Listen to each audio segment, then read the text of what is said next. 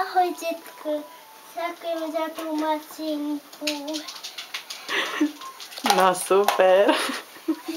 A to je teraz naozaj s tým telefónom tatinovým. Tatino, ty máš číslo na detka? Mám, zavoláme detkovi. No, tak ešte zavolaj detkovi. Lebo toto detko asi nepočuje, on nemá takýto telefón pri dverách, vieš? Pri dverách? No, to by musel mať takýto istý telefón pri dverách, aby to počul. No tak poďakovať. No, počkaj. Musí najskôr detko povedať haló. Haló. Počkaj. A potom sa mu musíš pozdraviť, povedať, kto volá. Ja som Maxík, tu je Maxík. Povedz ahoj, keď povie halo. Čak, teraz. Ahoj. Ja som tu Maxík. A ďakujem za macinku. Ďakujem aj za váš gulník. Jaj, to babka bola, to detko. Teraz detkovi.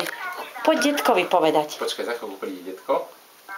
No a ešte raz mu to povedz. Ahoj, detko. Ďakujem za macinku a gulníčku. Počkaj, ešte tam není.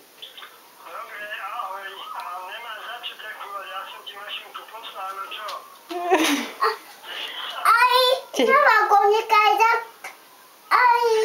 otočku. Za otočku.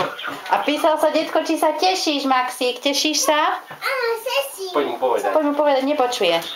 Sesím sa. Teším sa. Dobre. No, už odbehol sa hrať. Povedz, že